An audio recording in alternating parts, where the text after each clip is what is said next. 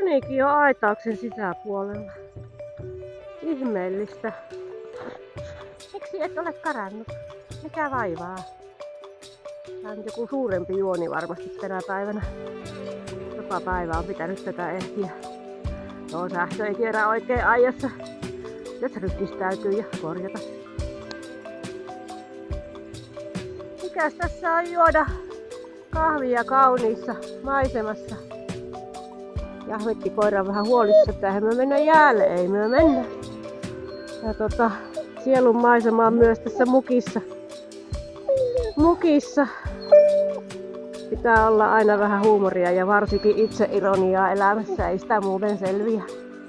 Mut joo, en tiedä samaistuuko tähän kukaan muu, mutta tää on minun ihan lempparituotos. No niin, ei mennä jäälle, nyt lähdetään kotiin. Sieltä ei valu mitään, kun kääntää ylös alas.